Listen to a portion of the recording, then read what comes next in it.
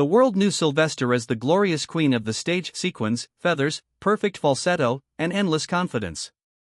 But on that hot August evening in 1978, walking through the Castro district, Sylvester felt something completely different inside. Loneliness.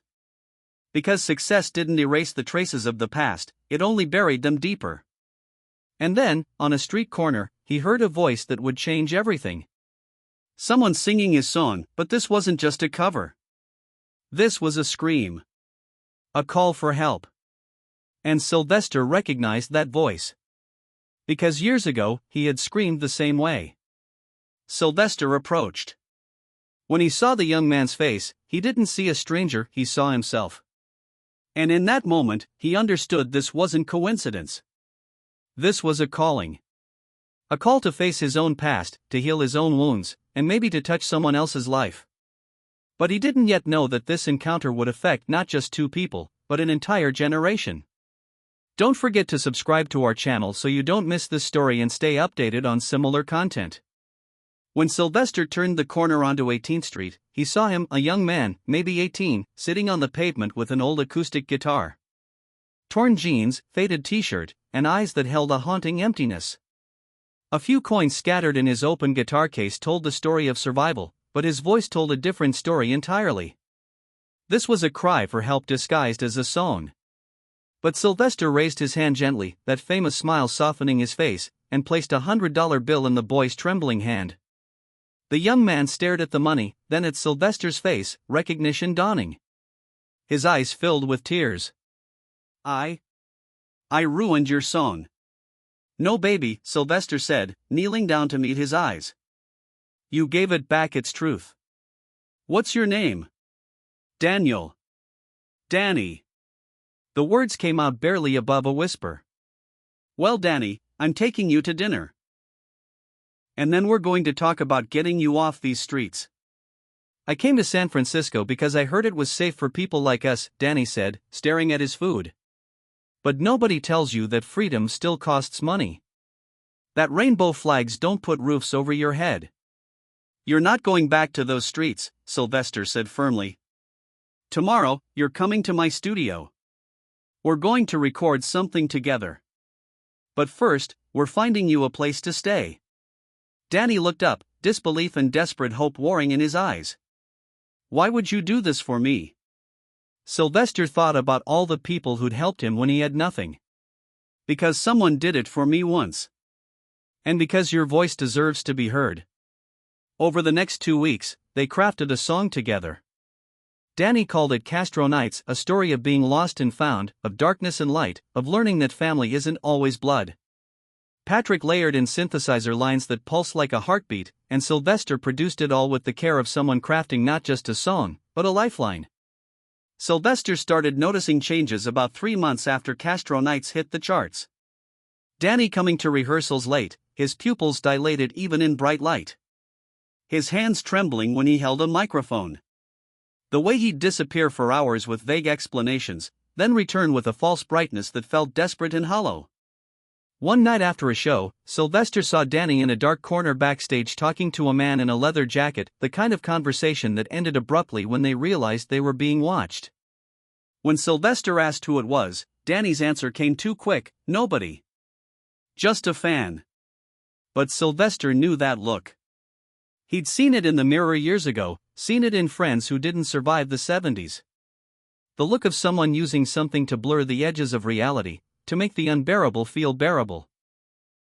He'd hoped Danny was different, hoped that the music and the success and the love would be enough. But addiction doesn't care about hope. Martha Wash pulled Sylvester aside one afternoon. Something's wrong with Danny. The disappearing, the shaking, those empty eyes. I've seen this before. I think he's using. Sylvester confronted Danny that night, and the boy fell apart. It had started at a party, he said through tears. Someone offered him cocaine to calm his stage nerves. Just once became twice, became every day. He tried to stop, tried to white-knuckle through the cravings, but the withdrawal felt like dying and using felt like the only way to survive. I'm so scared, Sylvester, Danny sobbed. I'm becoming everything I swore I wouldn't be. Then we get you help, Sylvester said, holding him. Real help. We'll find a rehab program, we'll. After the tour, Danny interrupted. After we finish the second single. After. No, Sylvester said firmly. No more afters. This ends now. But Danny kept postponing. One more show. One more interview. One more high. The spiral continued, and Sylvester watched helplessly as the boy he'd saved from the streets disappeared into a different kind of darkness, one that Sylvester couldn't protect him from because it lived inside Danny's own mind. 3 a.m, Sylvester's phone rang. Patrick Cowley's voice, shaking with panic, "Get to Danny's apartment. Now. I'm calling an ambulance." Sylvester threw on clothes and ran into the San Francisco night. When he burst through the apartment door, Patrick was breaking down the bathroom door. Sylvester dropped to his knees and started chest compressions. "Come on, baby, breathe. Don't you dare leave me." He pushed on Danny's chest, counting compressions, breathing into his mouth, begging him to come back. Hours crawled by. Finally, a doctor emerged, her face grave but not hopeless. "He's alive. We were able to revive him. But he overdosed on heroin and benzodiazepines. Another 10 minutes and we would have lost him." Sylvester broke down completely, sobbing with relief and terror and guilt all tangled together. "He'll get treatment," Sylvester said. "I'll make sure of it." On the second day, Sylvester's own doctor called with test results he'd been waiting on. He'd been feeling tired lately, getting sick more often. The doctor's voice was serious. "Sylvester, you're HIV positive. You need to come in immediately to start treatment." Sylvester looked at Danny's unconscious form, at the tubes and wires keeping him alive. "I can't come in right now. I'm at the hospital with someone who needs me. This is serious." "It'll have to wait," Sylvester said and hung up. He looked at Danny and made a decision. He wouldn't tell him. Not yet. Maybe not ever. Because right now, Danny needed hope, not more tragedy. Danny needed someone to believe he could get better. And Sylvester would be that person, even if it cost him everything. On the third day, Danny opened his eyes. The first thing he saw was Sylvester, exhausted and worried, sitting beside him. Danny tried to speak, his throat raw. The first words that came out were, "I'm sorry." Sylvester took both his hands. "No. No apologies. You're alive. That's all that matters. But now we're going to get you real help. And I'll be there every single step." The 60-day rehab program was brutal. Withdrawal made him violently sick, and therapy forced him to face buried trauma. Group sessions made him hear his own story reflected in dozens of other broken people, all fighting to reclaim their lives. When Danny completed the program, Sylvester was there to pick him up. Danny looked different, clearer, more present, genuinely smiling for the first time in months. "I'm scared," he admitted as they drove back to San Francisco. "What if I mess up again?" "Then you call me," Sylvester said. "Day or night?" 3 a.m, 3 in the afternoon. "Whenever you feel like using, you call me first. Promise me." "I promise." Danny moved into a sober living house, attended 12-step meetings daily, saw his therapist twice a week. And slowly, carefully, he started making music again, but this time from a deeper, more honest place. He wrote songs about addiction, about recovery, about shame and redemption. And when he performed them, people cried because they heard themselves in his words. 6 months after the overdose, Danny performed his first concert back. At a small Castro club, he stood on stage and told the truth.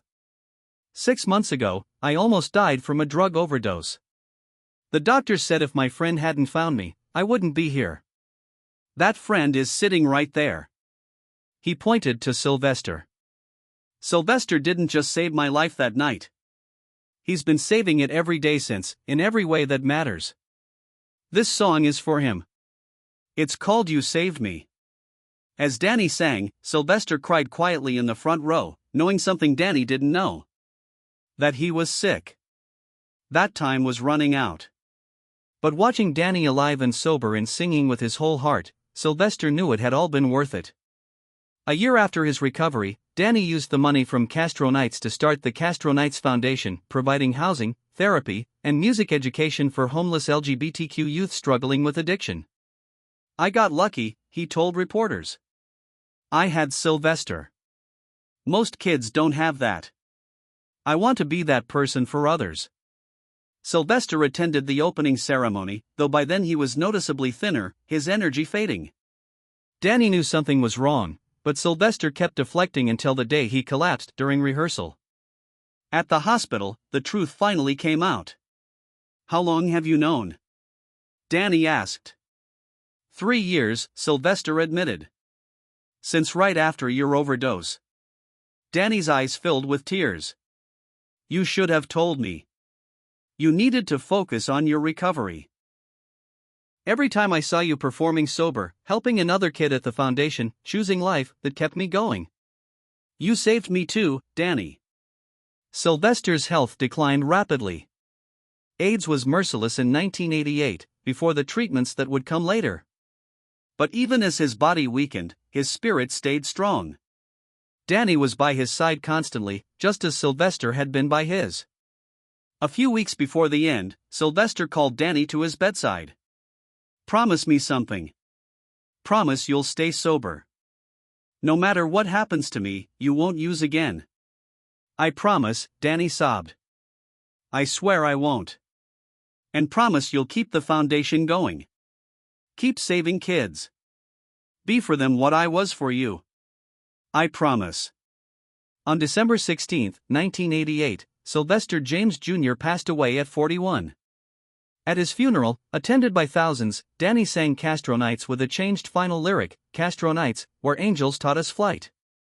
Today, the Castro Nights Foundation operates in every major American city, having helped over 10,000 young people get off the streets, get sober, and build lives worth living. Danny, now in his 60s, runs it full-time. Before every performance, he tells the story. 22 years ago, I was found unconscious on a bathroom floor, dying from a drug overdose. A man named Sylvester James Jr. refused to let me die. He sat by my hospital bed for 3 days. He drove me to rehab. He visited every week. He believed in me when I didn't believe in myself. And even though he's gone, he's still saving lives through every kid we help, through every story I tell, through every person who hears this and chooses life over death. Sylvester taught me that one person's compassion can change the world. He changed mine. And now I'm trying to change others. Because that's what love does, it multiplies, it echoes, it never dies. Among those helped by the foundation was Emma, a 16-year-old trans girl kicked out by religious parents, spiraling into addiction. Danny found her on the same corner where Sylvester had found him. He took her to the foundation, got her into treatment, and when she got clean, he gave her his old guitar. "This guitar has a story. It was mine when I was homeless. Now it's yours. Take care of it, and when you're ready, pass it on." Emma recorded "Invisible No More," which went viral.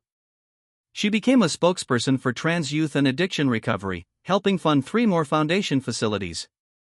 When she performed at the foundation's 25th anniversary gala, she brought Danny on stage for a duet that blended Castro Nights and "You Saved Me" into something new and beautiful.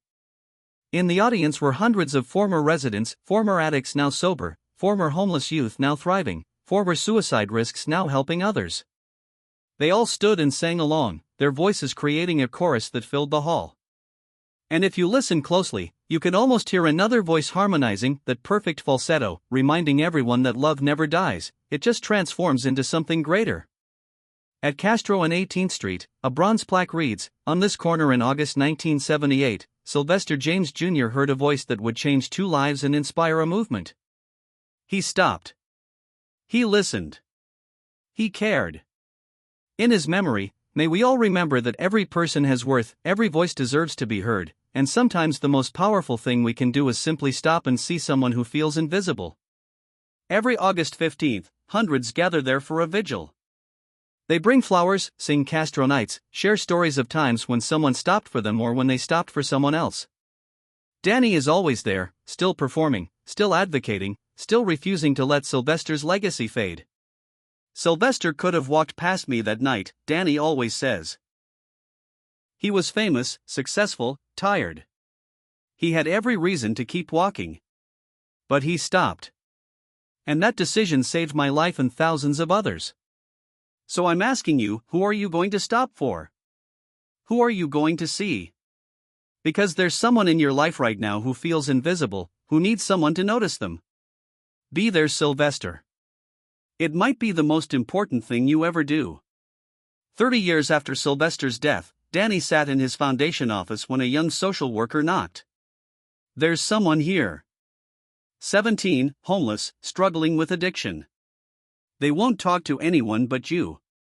Danny walked to the intake room where a scared teenager sat, trying to look tough. Hi. I'm Danny. What's your name? Alex. Can I tell you a story? Danny asked.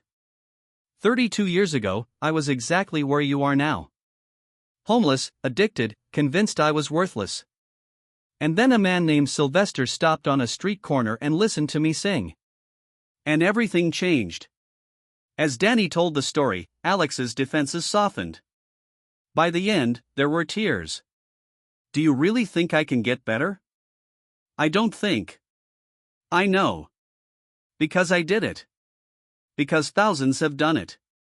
And because I'm going to be here every step of the way, just like Sylvester was for me. You're not alone anymore, Alex. You're part of a family now. Alex started crying, the kind of crying that comes from finally feeling safe. And Danny held them, just like Sylvester had held him, whispering the same words, "You're going to be okay. I've got you. I'm not letting go." Outside, the sun set over the Castro, painting the sky purple and gold. And if you listen carefully, beneath the city sounds, you could almost hear that voice singing, "You make me feel mighty real." Because love doesn't end. It just keeps singing, through every generation, through every person who chooses to stop and listen, through every life that gets saved and every life that does the saving. Sylvester stopped for Danny. Danny stopped for Emma. Emma stopped for countless others. And now Danny was stopping for Alex. The song never ends. It just finds new voices to carry it forward. And somewhere, in whatever comes after, Sylvester James Jr. was smiling, knowing that the greatest hit he ever created wasn't a song at all. It was a legacy of love that would outlive them all.